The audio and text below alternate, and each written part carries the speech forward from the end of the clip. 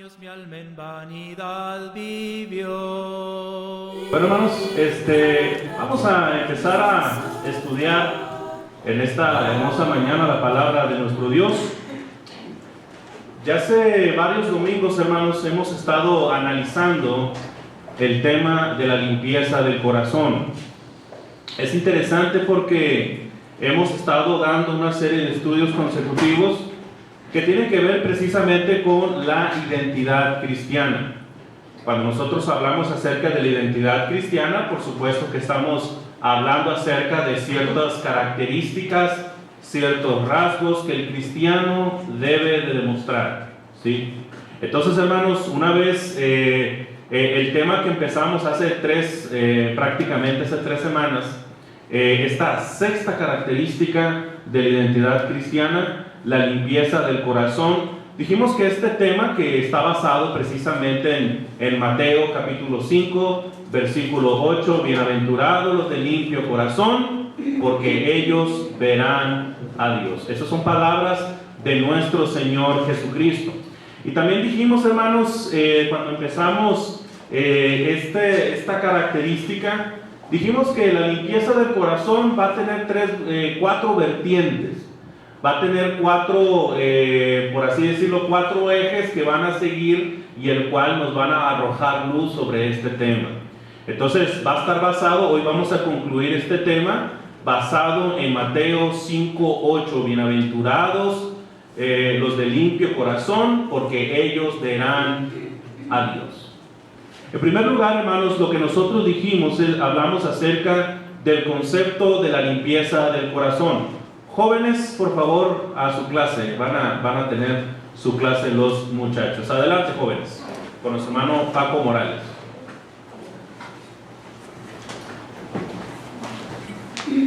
Nosotros nos quedamos aquí a disertar en la palabra de nuestro Dios. Bueno, mencionamos precisamente el estudio que vamos a tener. Va a seguir cuatro enfoques. El primero que analizamos fue precisamente el concepto de la limpieza del corazón, ¿sí?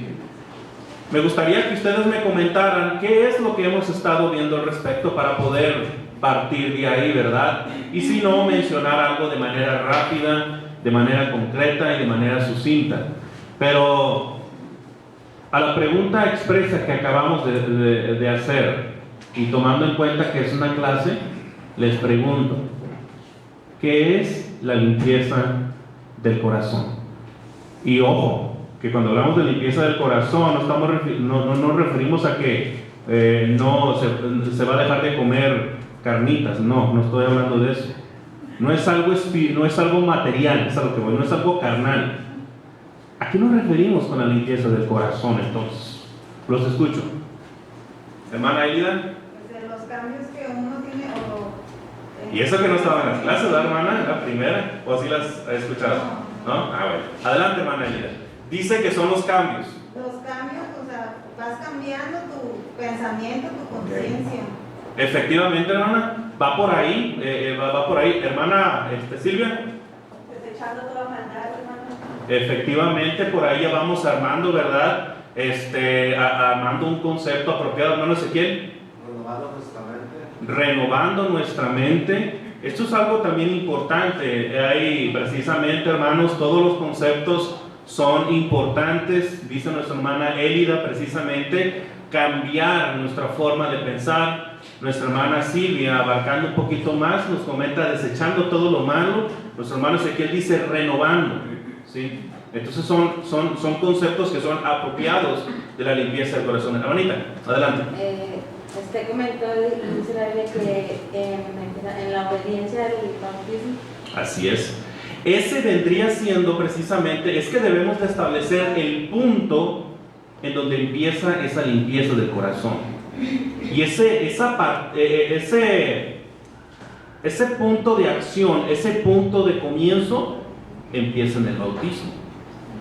Pero es importante, retomando un poquito lo que nosotros mencionamos, ¿verdad? En el concepto de la limpieza del corazón, dijimos que la limpieza del corazón es una limpieza que toca el centro de nuestro corazón.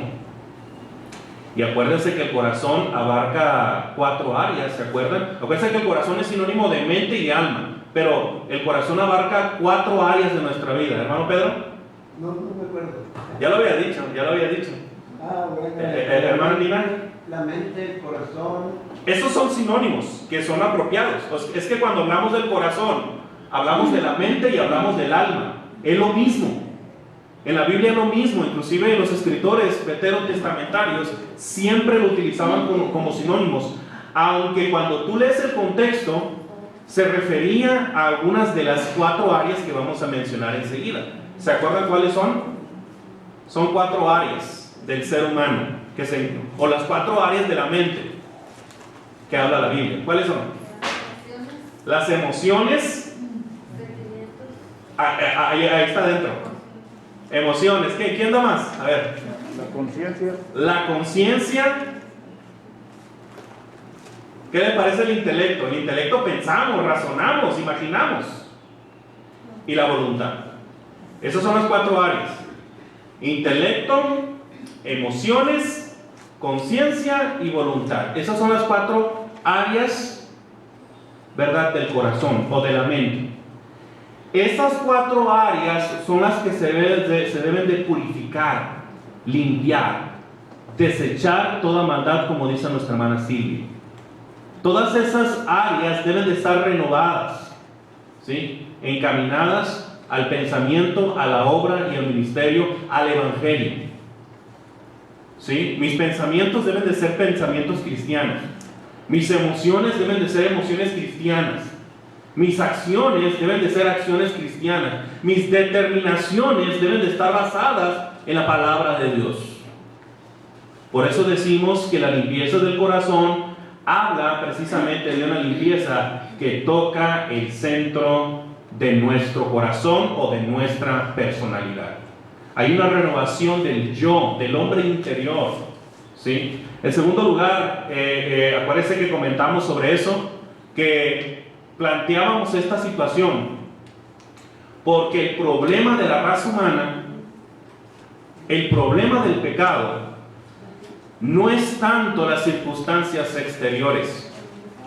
Las circunstancias exteriores, ¿sí?, que de alguna u otra forma activan nuestros deseos, solamente sirven como un cebo.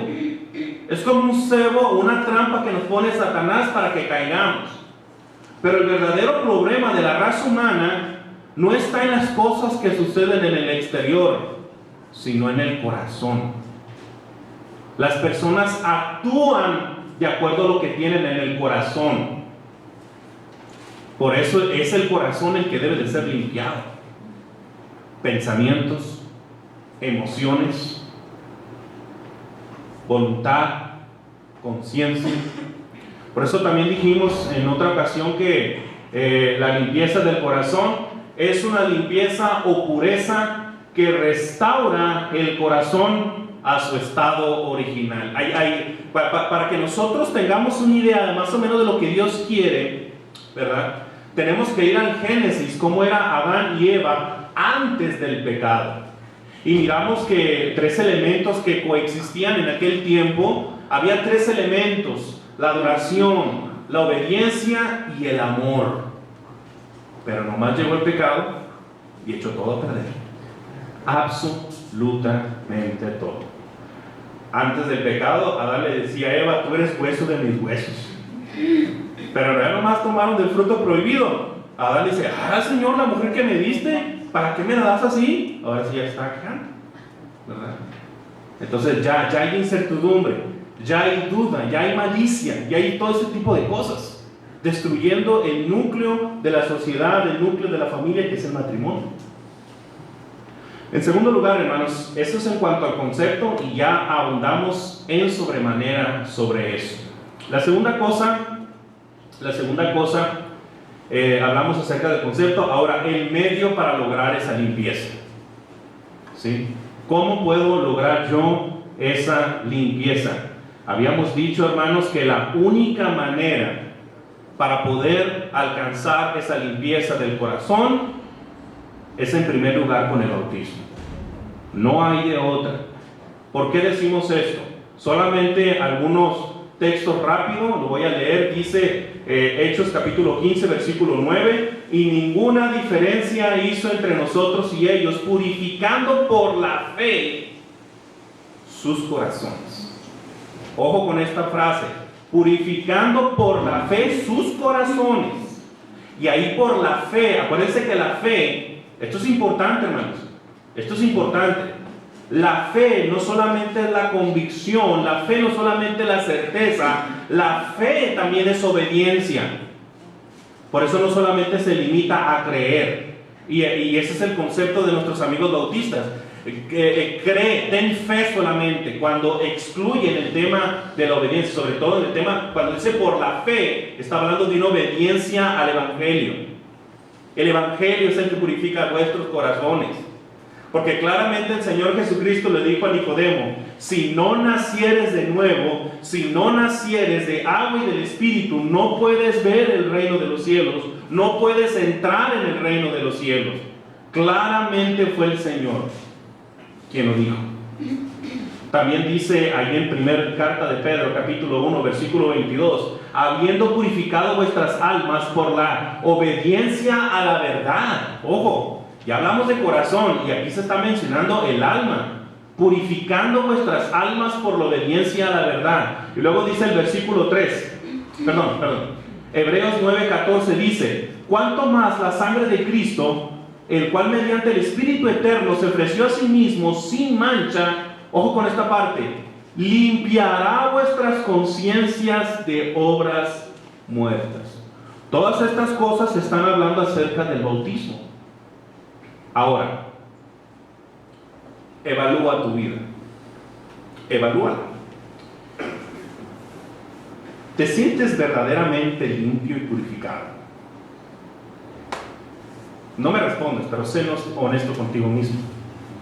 Ahora, esto se puede caer en el sentido de que pareciera ser algo que debería de analizarse más a profundidad. Pero acuérdate muy bien lo que dice primera carta de Pedro, capítulo 3, versículo 21. ¿Alguien se acuerda lo que dice este texto?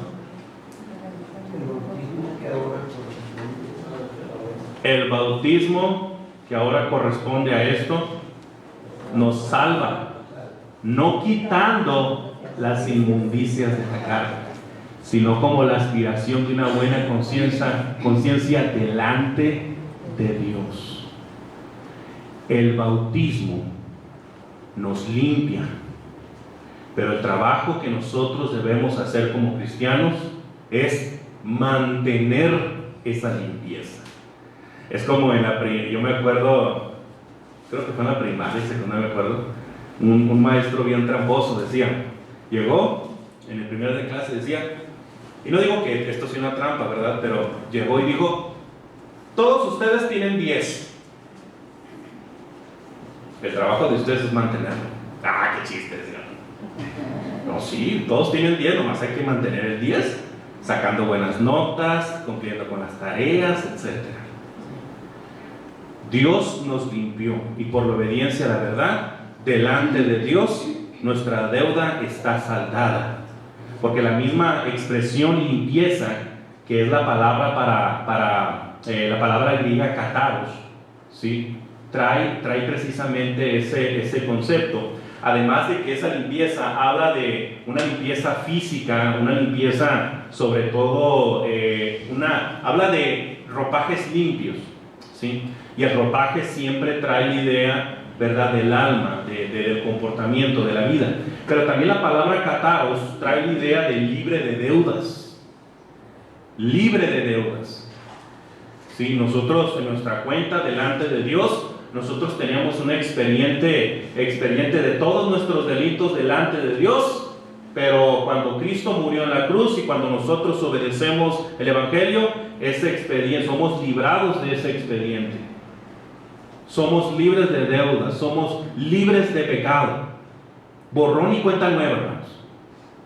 Pero el trabajo de cada uno de nosotros es mantenernos.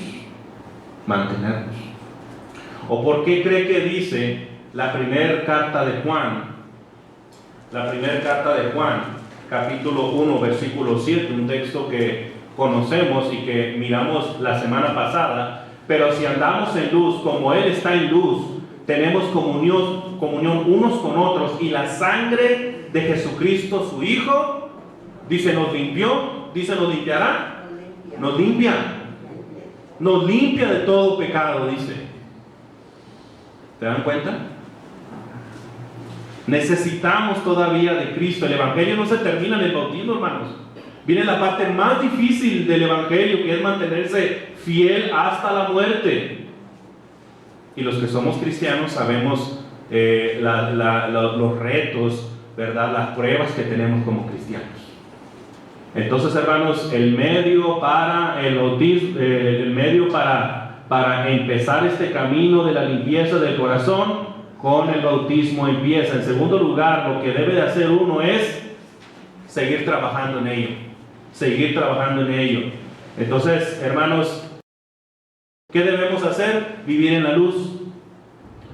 ¿Qué significa vivir en la luz? Ya lo dijimos en la otra ocasión, vivir en la verdad, vivir en la santidad de Dios. Un cristiano debe de tener por hábito andar en la luz y no en tinieblas. Y también, hermanos, la comunión. Es muy importante reunirse. Muy importante reunirse. Además de tener presente la palabra de Dios, yo necesito venir a congregarme, yo necesito estar con mis hermanos. Hay ciertas evidencias, ya dijimos cuál es el concepto, ya dijimos cuál es el medio, y esto lo menciono rápido para ya no gastar el tiempo. Las evidencias que muestra un corazón limpio.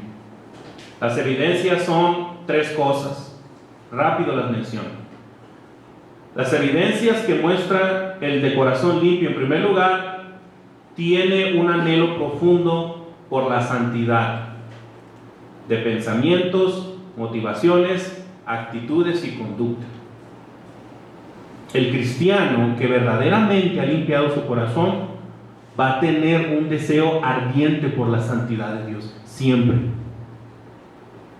Por la pureza, va a tratar de hacer bien las cosas. ¿Sí? En segundo lugar, tiene una conciencia plena de sus impurezas. Una de las evidencias de cuando uno se hace cristiano, va a tener conciencia de la maldad que hay en su cuerpo y va a luchar.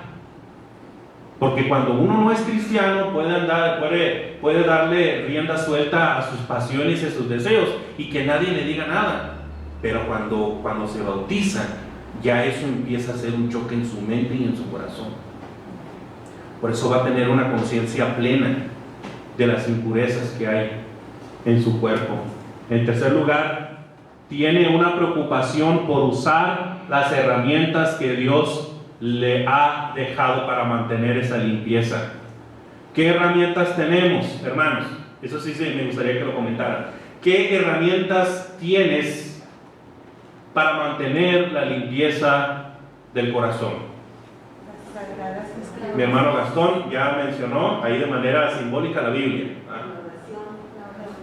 Tenemos la Biblia, tenemos la oración. ¿Qué más?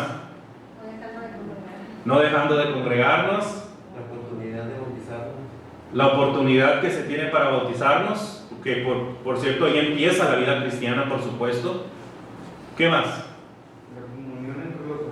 La comunión entre los hermanos, que viene siendo sinónimo de congregarse.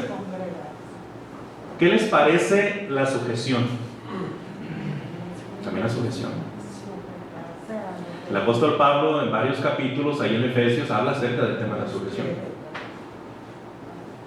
Dice Efesios 5:21: someteos los unos a otros en el temor del Señor. Y luego ya en el versículo 22 tiene el pasaje más favorito de las hermanas: casadas, estén sujetas a vuestros maridos. Pero si te das cuenta, el apóstol Pablo empieza diciéndole que todos debemos de sujetarnos. ¿Sí? Este es un mandamiento para todos, porque la palabra sujeción y someteos es la misma palabra griega, nomás que por una cuestión de traducción lo maneja de manera distinta, someteos y sujeción, pero la misma palabra griega, la misma, uputazo. ¿Sí? Y esa sujeción se da en una voluntad propia precisamente de la persona, de ceder, de apoyar, de obedecer, ¿sí? La predicación de la palabra de Dios también es otra herramienta, ya lo había comentado, pero todo lo que han dicho es apropiado. Hermanos, obviamente póngase a pensar un poco en esto. Cuando nosotros hablamos, no lo dimos aquí, lo dimos cuando todavía estaba la pandemia, hablamos acerca del hambre y la sed espiritual, ahí en el versículo 6. Bienaventurados los que tienen hambre y sed de justicia, porque ellos serán saciados. O una característica del cristiano es que tiene hambre y sed por Dios, por escuchar la palabra, por orarle, está apresurado por orarle, está preocupado. Si no participa de eso, está preocupado porque no participa. Eso es una evidencia, porque hay cristianos que no sienten esa hambre y sed, y ese es un peligro. Eso es un peligro, porque todos tenemos la necesidad de comer y de alimentarnos. Imagínate que nomás alimentes a tu alma los domingos de 10 a 12 y el resto de la semana aquí. Imagínese la flaqueza espiritual que ha de vivir ese hermano o hermana. Va a ser muy vulnerable al pecado. Y ahorita, más en este tiempo, no hay excusas, hermanos. No hay excusas, porque aquí en el caso de la congregación de San Bernabé, todos los días estuvo predicando, de lunes a viernes, y los sábados con los niños y con los jóvenes. Todos los días por internet se estuvo predicando. Entonces, hermanos, el alimento ahí está. Ya es cuestión que uno le eche ganas. Ahora, vamos sobre la última. Dice la frase, volvamos un poquito. Dice Mateo 5:8: bienaventurados los de limpio corazón, porque ellos verán a Dios. Fíjense, hermanos, que creo y pienso que esta característica es una de las más significativas de todas las bienaventuranzas. Porque la pregunta que me puedo hacer ahí es: ¿qué significa eso de ver a Dios?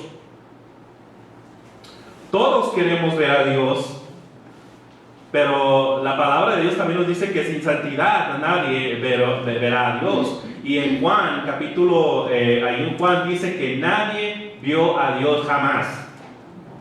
Por eso tenemos que preguntarnos, ¿qué significa entonces esta promesa? Que veremos a Dios. Porque esa palabra no solamente, y eso es importante decirlo, hermanos, cada una de las promesas dadas en las bienaventuranzas no son promesas que se van a cumplir hacia el futuro, son promesas que se cumplen a partir de este momento y que van a llegar a su culminación cuando Jesucristo venga por segunda vez y nos lleve a la gloria del Padre. Ahí es donde se va a cumplir a cabalidad estas promesas. Pero la pregunta es, ¿verdaderamente tú ves a Dios? Vamos a ver qué tan cierto es esto. Y dice, es algo interesante, porque a la pregunta, este es el cuarto punto. Recuerden, primero el concepto, segundo miramos el medio, tercero las evidencias, y en cuarto lugar la promesa para los de limpio corazón. Este es el cuarto punto. Y hicimos la pregunta, ¿cuál es el significado de esta promesa? Bueno, en primer lugar, hermanos, significa que tienen una visión que antes no tenían.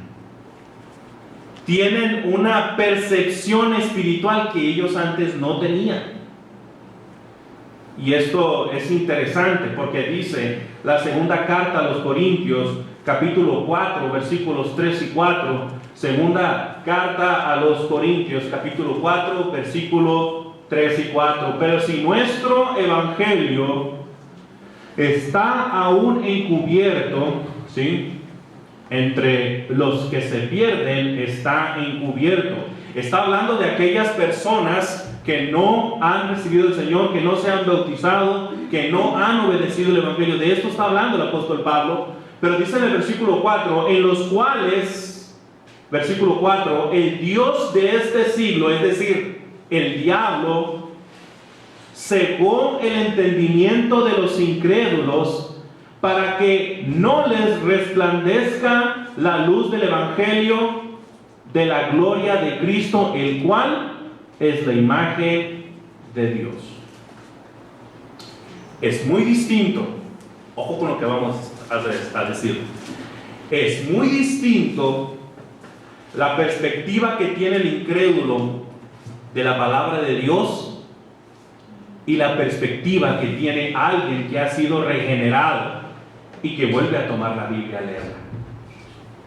Es muy distinta la perspectiva del incrédulo que está allá afuera y que dice, pues ¿qué tanto hacen todos esos hombres y mujeres que entran a ese edificio? ¡Qué fanatistas! ¡Qué pérdida de tiempo! Pero para nosotros estar aquí es un gozo porque sabemos que estamos en medio de la presencia de Dios. ¿Se dan cuenta? Como que hay algo que adquirimos cuando nosotros nos bautizamos. Como que el alma, yo podría decirlo como que si el alma adquiriera unos ojos para que pudiera ver estas cosas. Y esos ojos se llaman fe. Es la fe.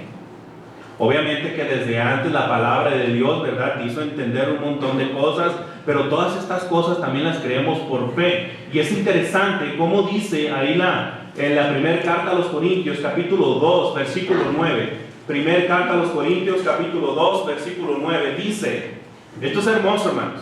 Primera carta a los Corintios, capítulo 2, versículo 9. Antes bien, como está escrito, cosas que ojo no vio, ni oído oyó, ni han subido en corazón de hombre, es decir, el hombre natural, son las cosas que Dios ha preparado para los que le aman.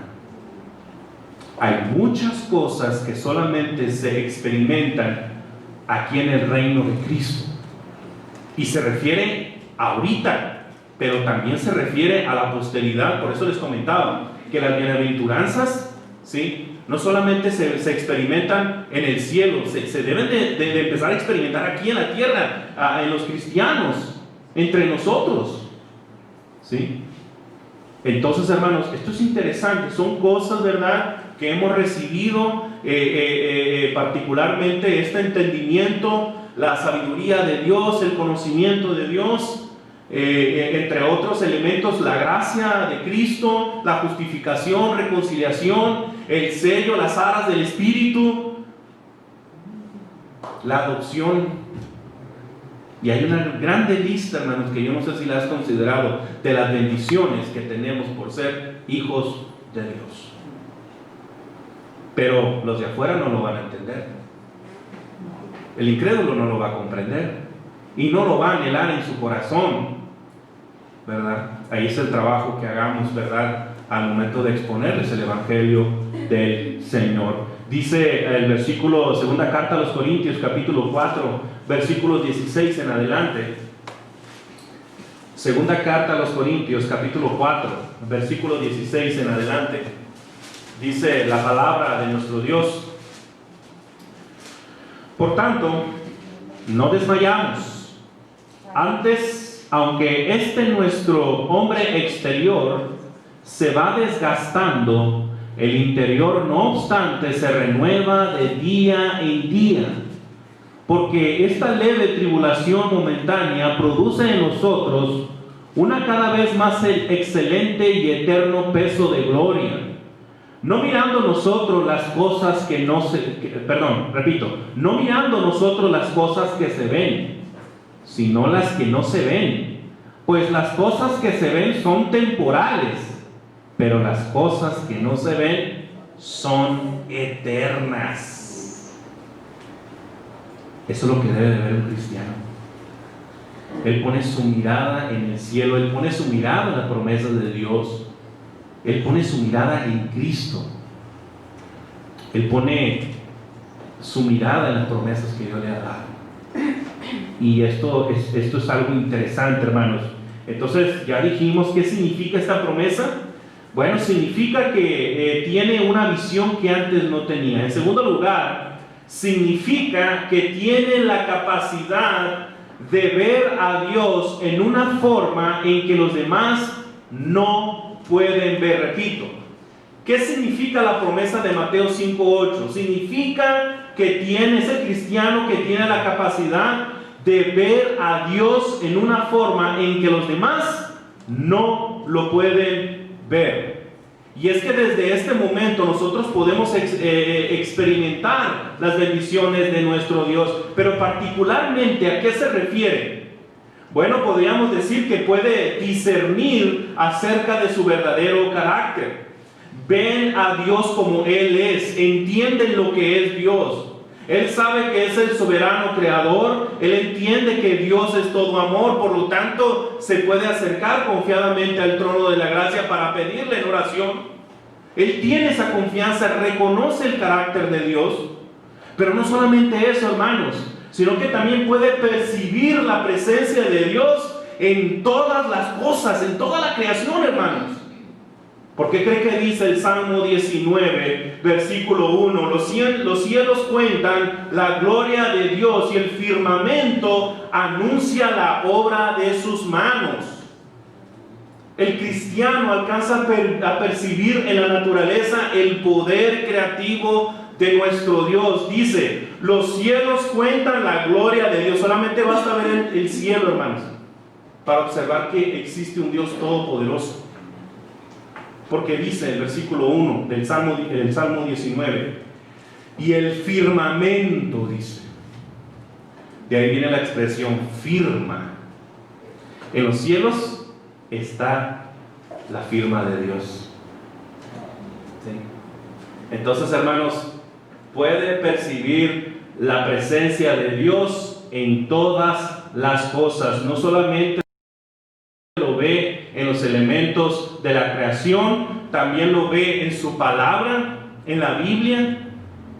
Va a sentir ese gozo, va a sentir esa alegría, lo va a observar. Y cuando tienes el método de estudio apropiado, hermanos, me refiero, yo en lo particular, me pongo a estudiar algún texto bíblico, me doy mi tiempo para analizar, para interpretar, para hacer exégesis, y cada vez me veo maravillado de poder entender lo que se está leyendo. Es maravillosa la palabra de Dios, hermanos. Maravilloso.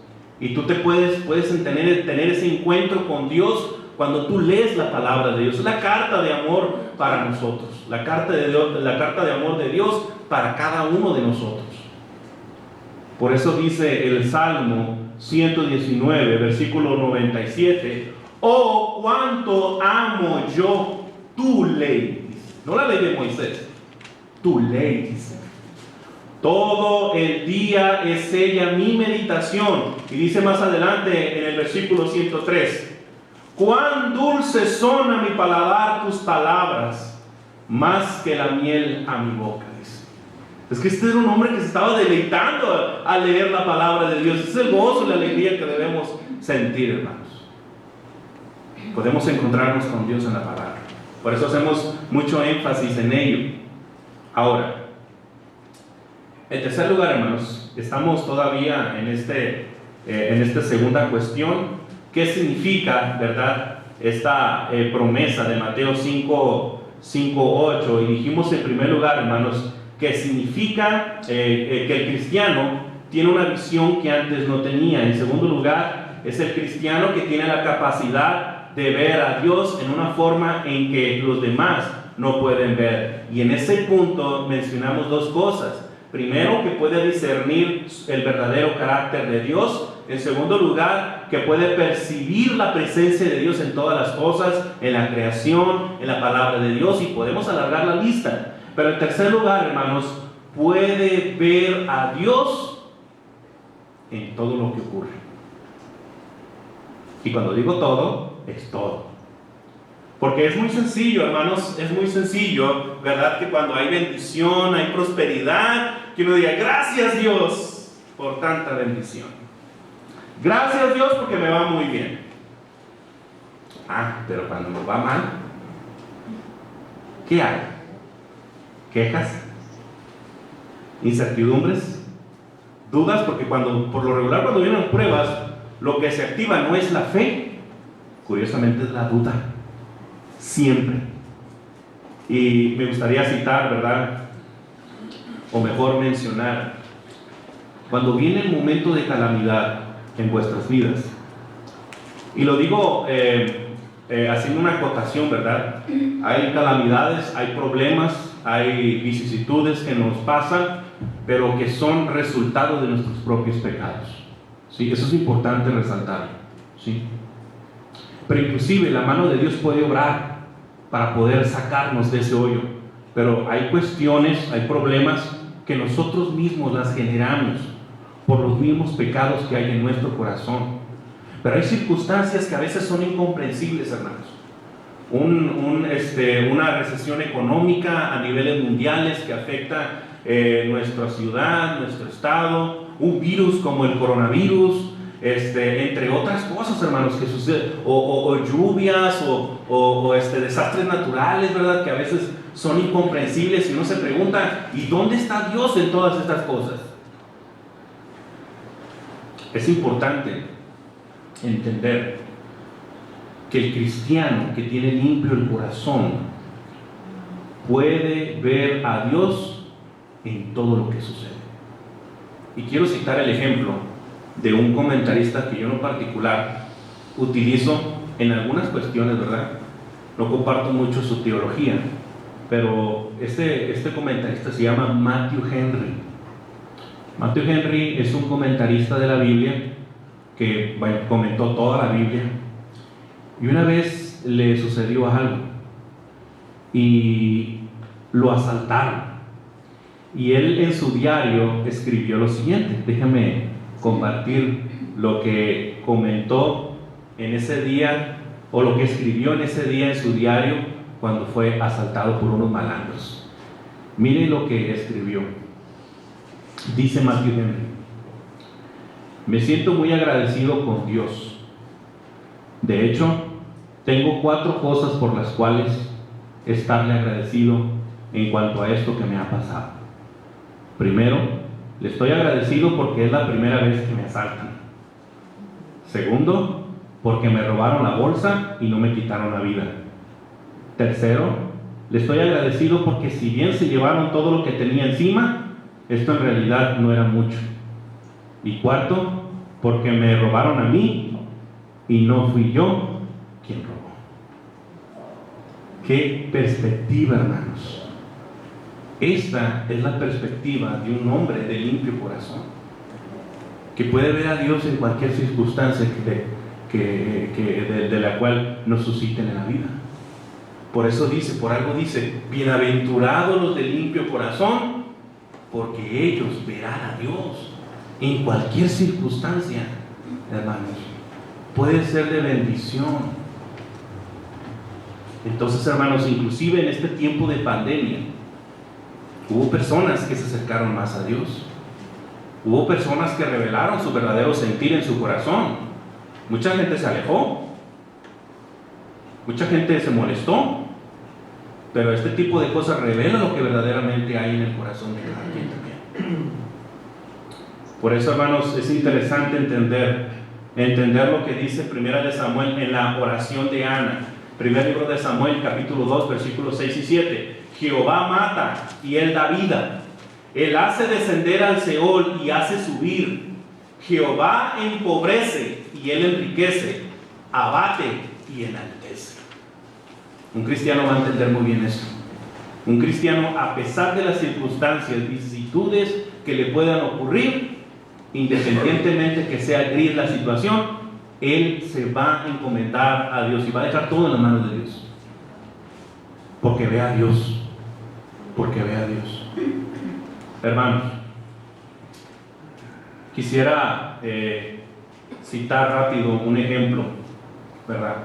Un ejemplo que nosotros conocemos muy bien y que se ha repetido bastante al respecto. Particularmente, ¿qué hubiera sucedido? Ustedes recuerdan muy bien cuando Moisés saca a los hebreos de Egipto, y después de varias intervenciones que hace Moisés, Faraón decide liberar al pueblo hebreo. Moisés sale de Egipto con alrededor o más de 600,000 personas. Y llegando al Mar Rojo, se toparon con el Mar Rojo. Pero el problema no solamente era el Mar Rojo, sino que atrás venía como que Faraón cambió de opinión y venía con todo su ejército dispuesto a matarlos.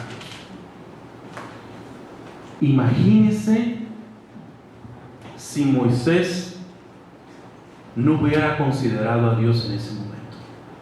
Dice ahí en Hebreos capítulo 11 versículo 27, dice: por la fe dejó a Egipto, ¿quién? Moisés, no temiendo la ira del rey, porque se sostuvo como viendo al invisible.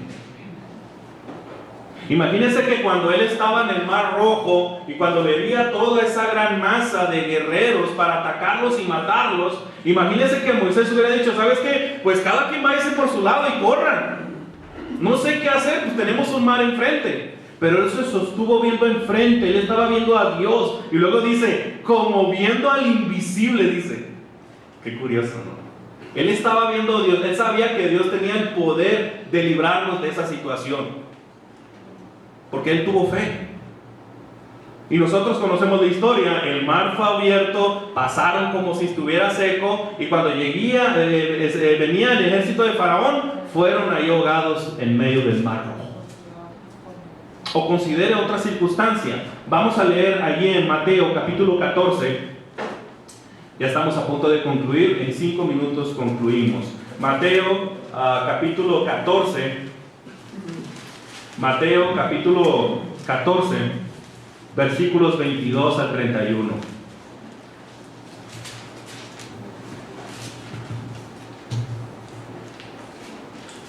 Leo rápido, dice ahí el título: Jesús anda sobre el mar. Enseguida Jesús hizo a sus discípulos entrar en la barca e ir delante de él a la otra ribera, entre tanto que él despedía a la multitud. Despedida la multitud, subió al monte a orar aparte, y cuando llegó la noche, estaba allí solo. Versículo 24, y ya la barca estaba en medio del mar, azotada por las olas, porque el viento era contrario. Versículo 25, mas a la cuarta vigilia de la noche, repito la cita, versículo 25, mas a la cuarta vigilia de la noche, Jesús vino a ellos andando sobre el mar. Y los discípulos viéndole andar sobre el mar, se turbaron diciendo: un fantasma, y dieron voces de miedo. Versículo 27, pero enseguida Jesús les habló diciendo: tened ánimo, yo soy, no temas. Entonces le respondió Pedro y le dijo, ya saben cómo era Pedro de voluntarioso, bien animoso en todas las circunstancias, le dice: Señor, si eres tú, manda que yo vaya a ti sobre las aguas. Versículo 29, y él le dijo: ven. Y descendiendo Pedro de la barca, andaba sobre las aguas para ir a Jesús. Pedro caminó sobre el mar. Y luego dice el siguiente versículo, versículo 30, pero al ver el fuerte viento tuvo miedo, y comenzando a hundirse, dio voces diciendo: Señor, sálvame. Versículo 31, al momento Jesús, extendiendo la mano, asió de él, es decir, le agarró fuerte y le dijo: hombre de poca fe, ¿por qué dudaste? Hasta ahí la cita. Hermanos, Pedro caminó sobre el mar porque el Señor le dijo, y porque él tenía enfocada su mirada en Jesús. Él estaba viendo a Jesús. Pero cuando empezó a caminar y empezó a observar a los lados y empezó a ver el mar agresivo, embravecido, el viento agresivo, dice que se empezó a hundir. ¿Por qué? Porque desvió su mirada. Desvió su mirada. Por eso le dice Jesucristo, le reprende: hombre de poca fe, Pedro, ¿por qué dudaste? Pero eso sucede, hermanos, cuando tenemos un corazón impuro, lleno de dudas, de incertidumbres, de malos pensamientos. Eso es lo que sucede porque desviamos la mirada del invisible, desviamos la mirada de Jesucristo. Un limpio de corazón ve a Dios en todas las circunstancias. Pero la promesa no termina ahí, porque eso es algo que nosotros experimentaremos. Y por último, concluyo con esto, rápido lo menciono. ¿Qué significa que veremos a Dios? En tercer lugar, hermanos, en tercer lugar, significa, o es un cristiano que tiene la esperanza de que algún día va a tener una visión completa, total de Dios y de mayor bienaventuranza. Y la pregunta es, ¿cuándo será eso? Concluyo con este texto. Apocalipsis capítulo 22, hablando del cristiano en el cielo. Capítulo 22, versículos 1 al 4, y termino con este texto. Dice la palabra: después me mostró un río limpio de agua de vida, resplandeciente como cristal, que salía del trono de Dios y del Cordero, en medio de la calle de la ciudad, y a uno y a otro lado del río. Y sigue diciendo: estaba el árbol de la vida, que produce 12 frutos, dando cada mes su fruto, y las hojas del árbol eran para la sanidad de las naciones, y no habrá más maldición, y el trono de Dios y del Cordero estará en ella, y sus siervos le servirán. Versículo 24: y verán su rostro tal cual es. Pero esa es una promesa y una bendición que se va a cumplir a cabalidad cuando Jesucristo venga por segunda vez y que nos lleve a la gloria del Padre. Bueno, mis hermanos, aquí concluimos esta sexta identidad. Bienaventurados los de limpio corazón, porque ellos verán a Dios. Dios les bendiga, hermanos. Mi alma y divina gracia